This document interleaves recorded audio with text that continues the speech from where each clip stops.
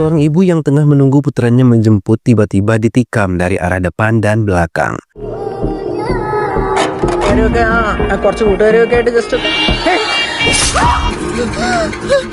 Padahal ibu tersebut telah melakukan perlawanan dengan mengacungkan senjatanya. Namun ia tidak berdaya karena lebih dari satu yang menikamnya. Hingga ia jatuh terkulai berlumuran darah. Setelah ia jatuh, anaknya tiba dan terkejut melihat keadaan ibunya yang sudah terluka parah. Ketiga temannya mencoba mencari tahu siapa yang melakukan hal sekejam ini. Kekacauan terjadi di sebuah kantor. Semua berantakan dan karyawan berhambur keluar menyelamatkan diri. Polisi yang mendapatkan laporan itu segera mencoba menghentikannya, namun mereka kalah cepat dengan pengacau itu hingga mereka kehilangan jejaknya.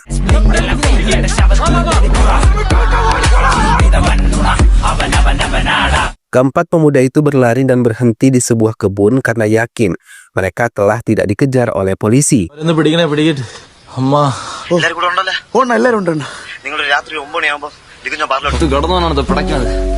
Mereka menuju sebuah kafe untuk menemui seseorang. Keempatnya akhirnya berhasil menemui orang yang dimaksud.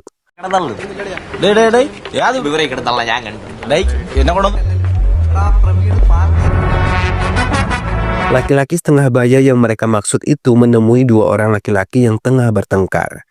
Ia mengusir keduanya, hingga setelah aman keempat pemuda itu mulai berani mendekatinya. Semua mulai berbincang, membicarakan tugas yang akan mereka emban.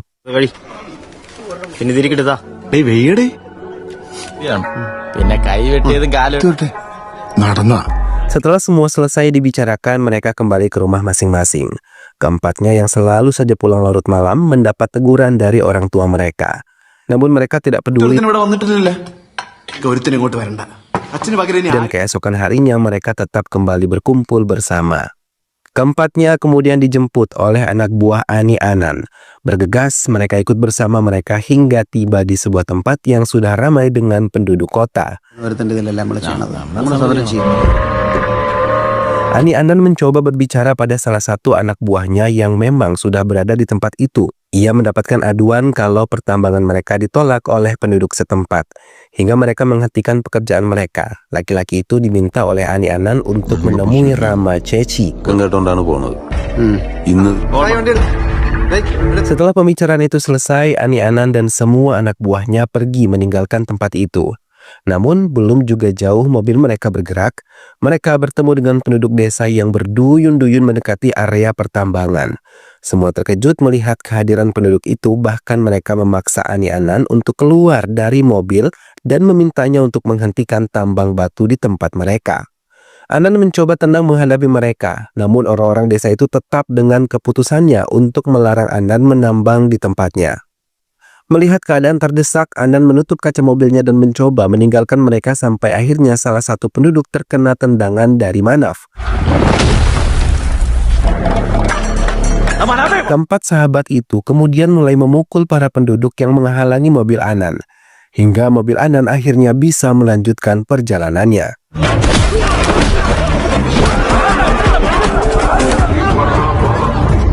Anan telah berada di gudang menyambut kedatangan Ceci yang mengontrol pekerjaan Anan siang tadi. Ia mengatakan banyak penduduk yang terluka dan dilarikan ke rumah sakit hingga pemberitaannya menjadi simpang siur. Raut muka Ceci begitu khawatir, bahkan penduduk tersebut telah mengadukan perbuatan Anan kepada kantor kepolisian dan Komisi Hak Asasi Manusia.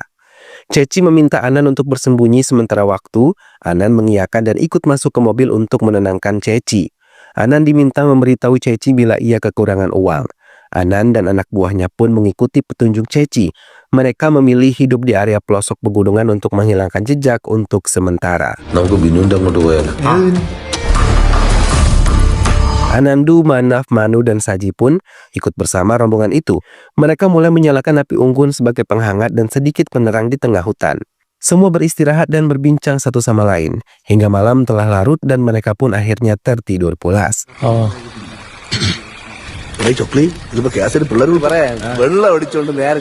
Keesokan harinya, Anan bangun lebih dulu untuk membersihkan dirinya di sungai yang tidak jauh dari tempat mereka. Anandu izin turun untuk membeli beberapa keperluan mereka.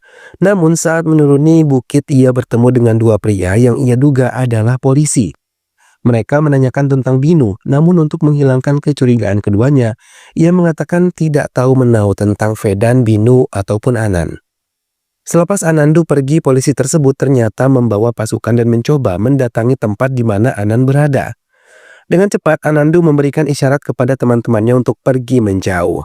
Polisi yang tahu suara itu adalah kode untuk Anan dan yang lain segera mempercepat langkah mereka.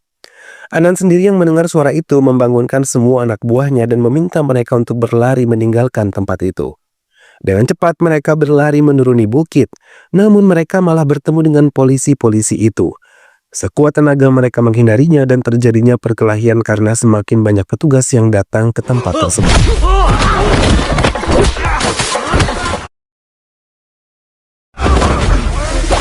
Setelah membuat polisi itu sibuk, mereka melanjutkan pelarian mereka dan meninggalkan anak buah Anan yang masih sibuk berkelahi dengan pihak polisi. Anan dilarang untuk membantu keempat sahabat itu. Ia diminta untuk terus berlari dan tidak peduli Anandu, Manaf, Manu, dan Saji tertangkap. Keempatnya ditahan di kepolisian kemudian dipukuli oleh petugas yang ada di tempat itu. Namun mereka tidak mengatakan tujuan Anan pergi kemana. Petugas itu terus meracau, menyayangkan usia mereka yang masih muda namun terlibat aksi pemukulan dengan penduduk desa.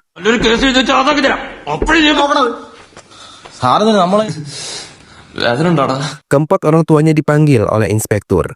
Keempat orang tua itu pun mengadu kekesalan mereka terhadap anak laki-laki mereka yang sudah tidak dapat dikendalikan. Goji Mohan, sang inspektur tersebut, menasihati mereka untuk lebih memperhatikan anak-anak mereka dibandingkan mengurus pekerjaan mereka. Anan sendiri yang sudah kembali ke gudang memberikan sejumlah uang kepada salah satu menteri untuk mengurus semua kekacauan yang telah diciptakan keempat anak buahnya itu. Ia mau semua aduan dari penduduk bisa dibatalkan. Menteri tersenyum penuh kemenangan mendapat uang yang cukup banyak. Ceci yang ada di tempat itu hanya memantau dan menerima laporan dari Anan setelah menteri itu pergi. Ceci senang ketika tahu keempat anak buah tersebut tidak sama sekali menyebut namanya ketika mereka dipukuli. Sementara Goji Mohan yang tahu tempat pemuda itu hanya ikut-ikutan meminta anak buahnya untuk melepaskan mereka. Keempatnya dengan senang hati pergi dari kantor polisi itu, namun mereka yang bersahabat dari kecil selalu melakukan hal yang mereka suka kembali bersama-sama. Namun mereka sudah tidak lagi menemui Anan dan anak buahnya. Mereka lebih banyak menghabiskan waktu bersama keluarga mereka dan berkumpul berempat saja.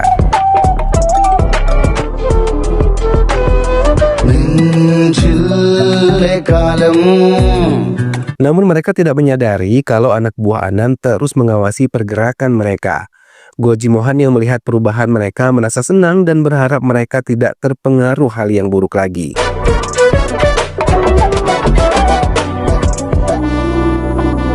Murali menemui Anan untuk mengajaknya bekerja sama lagi. Ia menjanjikan ini tidak terlalu berbahaya dan sedikit mengandung risiko. Ia mulai membicarakan tentang kemauan Murali. Ia menceritakan kalau mereka diminta untuk mengambil uang di sebuah tempat. Uang hitam yang letaknya di gudang jalur Madurai, Tirunelveli, jumlahnya sangat besar karena itu milik seorang yang berpengaruh di negara ini.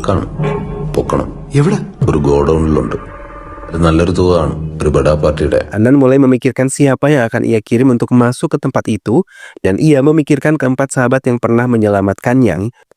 Ia mau Anandu Saji geng yang melakukan tugas ini. Karena mereka masih anak-anak, mereka pasti akan waspada. Keempatnya kemudian dipanggil oleh Anan. Keempatnya terlihat takut karena mereka tidak mau lagi meninggalkan masalah. Anan mencoba mempengaruhi mereka dan mengatakan pekerjaan kali ini sangat minim risiko karena mereka hanya perlu mengambil uang gelap di sebuah tempat. Manaf yang tidak paham arti uang gelap dan bagaimana menghasilkan uang gelap itu, Anan tidak menjawabnya kemudian meminta mereka bersiap. Mereka juga diminta untuk tidak mengatakan pada siapapun termasuk Coklit, salah satu orang kepercayaan Anan juga. Mereka mengiyakan dan pergi meninggalkan tempat Anan. Namun selepas mereka pergi, salah satu penasihat Anan ragu mereka mau menerima pekerjaan ini. Anan menggeleng dan yakin mereka pasti akan menerima pekerjaan ini. Keempatnya pun mulai tergiur dengan upah yang akan mereka terima nanti, karena mereka juga membutuhkan uang. Manu mencoba mempengaruhi teman-temannya untuk mengambil pekerjaan itu karena ketiga sahabatnya sedikit ragu dengan risiko yang ada nanti. Mereka mulai bertukar pendapat mengenai pekerjaan baru itu sebelum benar-benar menerimanya. Hingga mereka menyetujui mengambil pekerjaan itu dan menemui Anan. Melihat kedatangan mereka, Anan merasa senang dan memberi mereka SIM card baru untuk bisa memulai pekerjaan ini. Mereka diminta terus mengabari Anan apa yang terjadi dan di mana posisi mereka. Sebelum mereka pergi, Anan memberikan mereka sejumlah uang yang bisa mereka gunakan selama pekerjaan ini.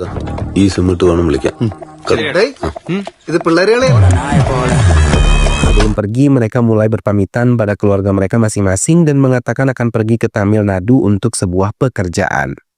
Semua kembali berkumpul di sebuah tempat. Anan menghubungi mereka dan mengatakan sudah banyak orang-orang yang mencoba mengambil uang tersebut sebelumnya dan uangnya ada di Etanikenpati di jalur Madurai Tirunelveli.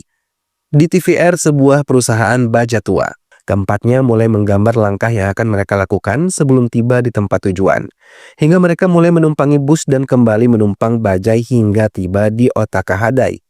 Pada pedagang yang ada di sekitar tempat itu, mereka menanyakan tentang Malar Vendan dan Sitarasu yang sebelumnya pernah datang ke tempat itu.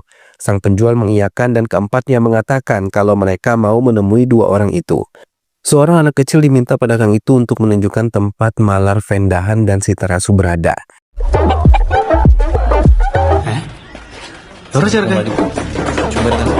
Hingga setelah berputar-putar mereka menemukan dua orang yang dimaksud. Kedua pria itu mengiyakan identitas mereka. Setelah semua bertemu, mereka kemudian mulai membicarakan tugas yang didapatkan. Namun Sitarasu mengatakan Murali itu penipu dan mereka telah ditipunya. Mereka juga mengatakan uang itu tidak berada di tempat tersebut dan mereka meminta Anandu Geng untuk kembali saja ke kota mereka. Namun Anandu Geng tidak begitu saja menerima sebelum mereka mencari sendiri. Anan mulai khawatir karena sudah 2 hari Anandu Geng pergi dan mereka tidak memberikannya kabar. Sementara Anandu Geng mulai bergerak dan telah tiba di Etanikenpati. Malar Vendan ikut bersama mereka dan mulai mempercayai mereka. Bahkan ia memberitahu banyak kamera perekam yang ada di dekat perusahaan itu termasuk di persimpangan utama. Namun Malar Vendan juga mengatakan kalau ada jalur yang tidak terdapat kamera pengawas dan mereka bisa melalui jalur itu. Persiapan lebih matang lagi, mereka mulai membeli tas yang akan digunakan untuk menyimpan uang-uang itu dan mereka berencana untuk melancarkan aksinya pukul 8 malam ini. Super ya. Mobil yang mereka gunakan mulai meluncur. Mereka menghentikan mobil tersebut dan memilih berjalan kaki memasuki area hutan untuk bisa masuk ke perusahaan TVR dan tidak terekam CCTV.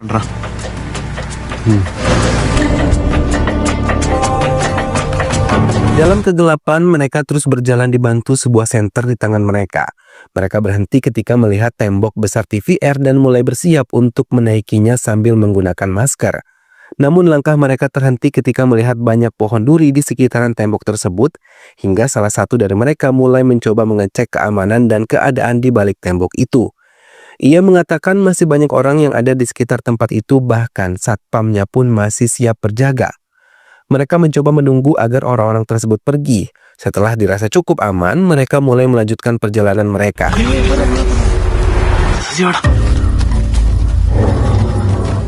Satu persatu akhirnya berhasil melompat dan mulai berjalan diam-diam memasuki area itu. Namun mereka terkejut ketika melihat beberapa anjing liar yang kemudian mengejar mereka. Semua lari menghindari kejaran anjing itu dan dalam keadaan terdesak, Saji memukul anjing tersebut hingga mati. Dan yang lain pun berhasil mengurung anjing lain di sebuah gudang. Kegaduhan yang mereka ciptakan membuat satpam menegur mereka. Dengan cepat mereka membungkam mulut satpam tersebut dan mengurungnya di sebuah tempat. Mereka melanjutkan kembali dan berhasil memasuki sebuah gudang. Mereka mulai memeriksa dengan teliti semua yang ada di gudang kosong tersebut karena menurut informasi uang hitam tersebut ada di dalam gudang tua itu. Namun sejauh ini mereka belum menemukannya hingga Anandu menemukan sebuah pintu rahasia yang menunjukkan ruang bawah tanah. Semua mulai melangkah dan menemukan beberapa koper tersimpan rapi di tempat itu. Semua memeriksa koper itu dan mencoba membukanya. Mereka terkejut ketika melihat uang dalam jumlah yang banyak. Semua mulai mengambil uang-uang tersebut dan memasukkan ke tas yang mereka bawa. Mereka bergerak cepat karena tidak mau kehabisan waktu. Namun tas yang mereka bawa tidak cukup untuk membawa uang-uang itu hingga mereka mencoba mencari tas lain. Namun karena tidak menemukannya, mereka mengambil sebuah kain milik satpam. Semua uang itu sudah berhasil mereka ambil. Kini mereka mulai mencoba kembali ke jalan utama. Namun mereka terkejut ketika mereka melihat polisi telah memeriksa mobil mereka. Semua bersembunyi untuk sementara dan setelah yakin polisi itu telah pergi, mereka mulai memasuki mobil dan bersiap untuk pergi. Mereka bersuara keria ketika tahu mereka telah berhasil melewati jalan-jalan rawan. Namun tiba-tiba sebuah mobil menabrak mereka. Dengan cepat mereka mencoba mengendalikan mobil mereka. Kejar-kejaran pun terjadi. Mereka sama sekali tidak mengenal pemilik mobil lain itu, namun mereka diminta untuk berhenti. Mereka yang tidak mau menimbulkan masalah baru memutuskan untuk mengambil jalan lain dan berhasil menghilang dari mobil asing itu.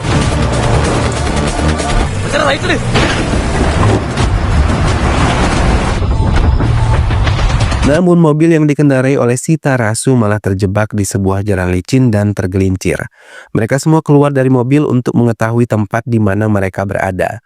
Dalam kesempatan itu, Anandu menelpon Anan dan mengatakan semua aman dan mereka telah berhasil membawa uangnya, namun mereka belum bisa kembali sekarang karena situasi yang tidak memungkinkan.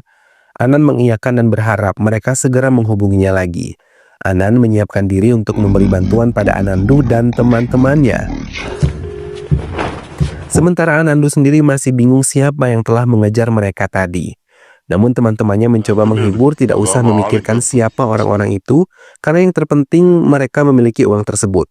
Mereka memutuskan untuk beristirahat sampai pagi datang untuk melanjutkan perjalanan pulang.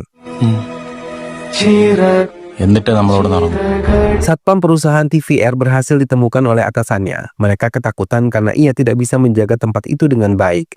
Bahkan ia dicurigai telah bekerja sama dengan perampok itu. Sambil menangis, ia bersumpah tidak tahu menahu tentang perampokan itu.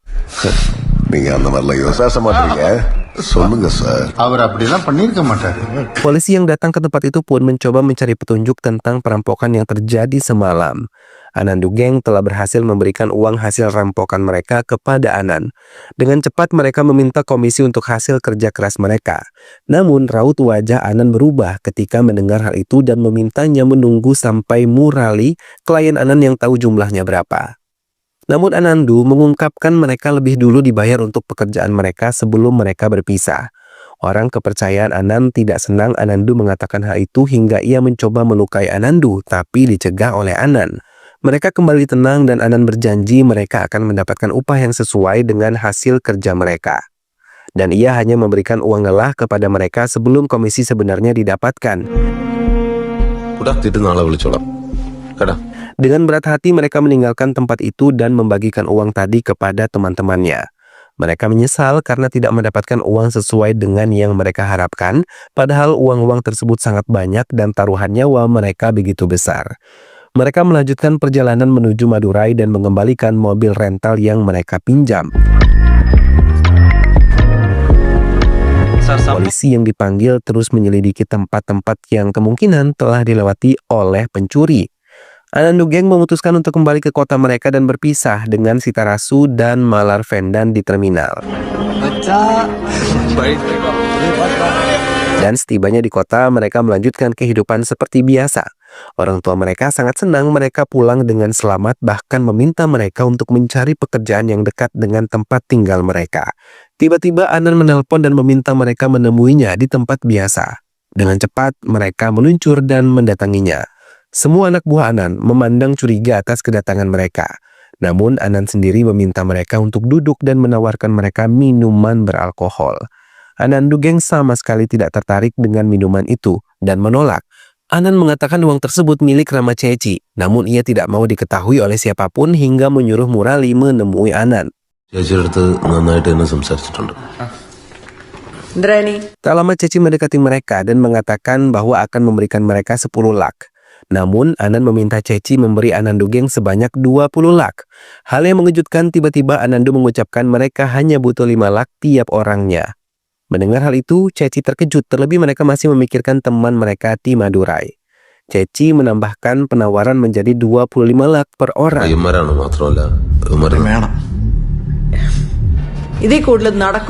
Namun mereka tetap tidak setuju hingga putra Ceci merasa kesal dan berbicara kasar kepada Anandu Geng. Mendapatkan perlakuan itu mereka tidak terima. Rahul putra Ceci tiba-tiba menyerang mereka hingga mereka tidak berdaya. Anand tidak bisa berbuat banyak melihat kekacauan terjadi di tempat mereka, bahkan tidak sedikit pun ia membantu terlebih Ceci. Ia hanya terdiam melihat Rahul memukuli mereka.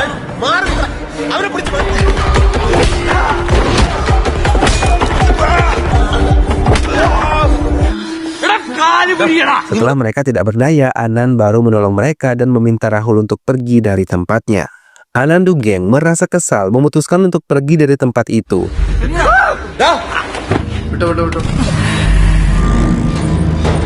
Anandu merasa kesal dan mengatakan ini tidak adil untuk mereka. Anandu pun mencoba mengajak teman-temannya untuk membalas dendam. Mereka mengiyakan dan mengendarai motor mereka mengelilingi kota untuk mencari keberadaan Rahul. Namun beberapa tempat yang mereka datangi belum menemukan di mana Rahul berada. Hingga akhirnya di tengah perjalanan mereka menemukan mobil yang biasa dikendarai Rahul. Mereka meminta Rahul menghentikan mobil mereka, namun Rahul tidak melakukannya dan membuat Anandu kesal dan memecahkan kaca mobilnya. Perkelahian kembali pecah dan kali ini pihak Rahul yang mengalami kekalahan. Bahkan mereka membuat Rahul sangat terluka parah sama seperti yang Rahul lakukan pada mereka.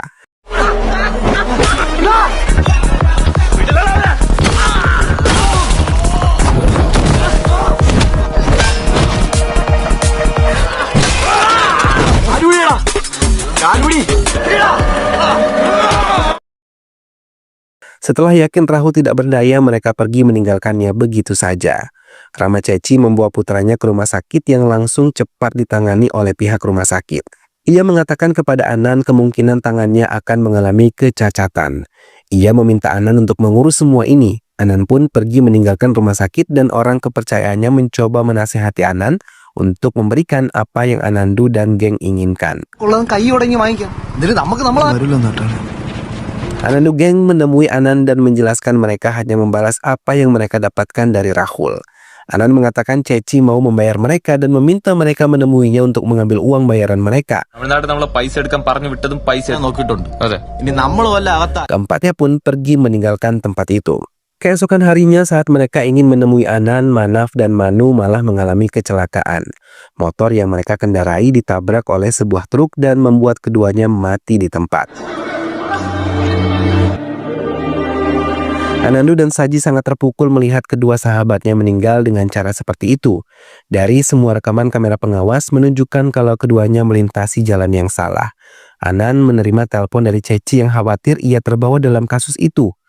Namun Anand menenangkannya dan mengatakan kalau semua bukti mengarahkan keduanya yang bersalah dan jenazah akan segera dibawa pulang untuk dikuburkan. Anandu dan Saji benar-benar terpukul melihat jenazah sahabat mereka sudah tidak berdaya. Sitarasu dan Malaverdan pun datang untuk menyatakan bela sungkawa mereka. Namun Anandu mencurigai Ceci yang datang dengan cara sembunyi-sembunyi dan tidak mau menemui mereka. Sitarasu dan Malaverdan mencoba menghibur mereka, bahkan meminta Anandu melupakan uang bagian mereka berdua, karena ia tidak mau melihat kedua sahabat barunya terus bersedih.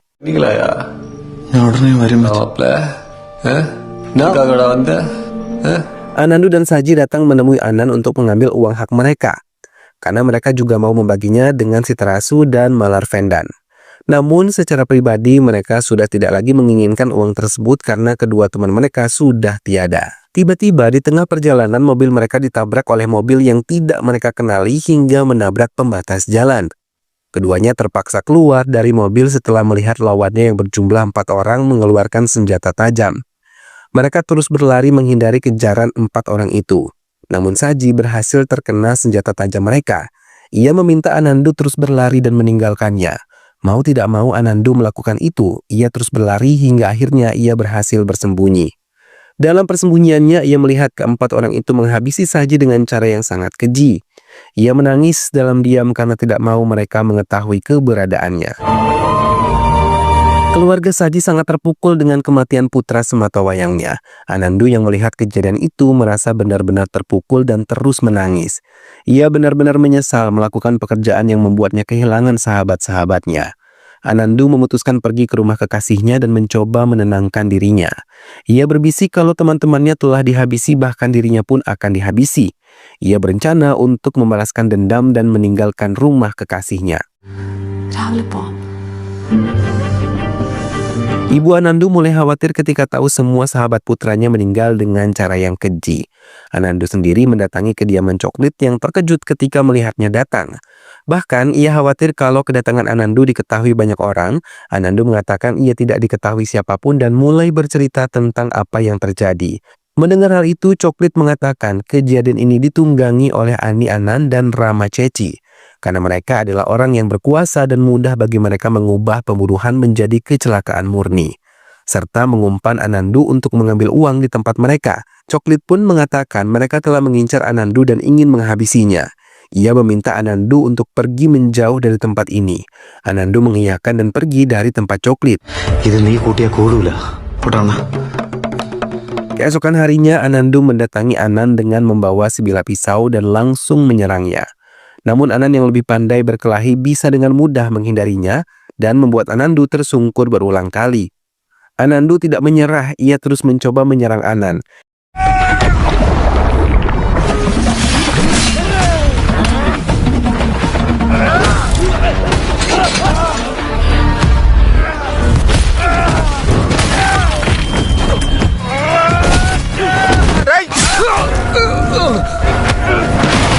Hingga akhirnya ia berhasil menikam Anand berulang kali dan menimbulkan luka di tubuh Anand.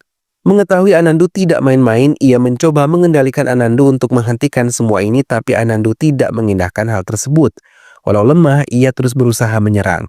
Sampai akhirnya Anandu berhasil menarik kaki Anand dan menikamnya berulang kali hingga kehilangan nyawa. Anandu berlari kencang dan kembali ke tempat Anand untuk menghabisi Suni, orang kepercayaan Anand yang mengikuti semua perintah Anand dan mencurangi dirinya serta sahabat-sahabatnya. Anandu menekan laki-laki itu untuk mendapatkan informasi keberadaan Ceci. Setelah mendapatkan informasi itu, ia memotong tangan Suni dan pergi meninggalkannya.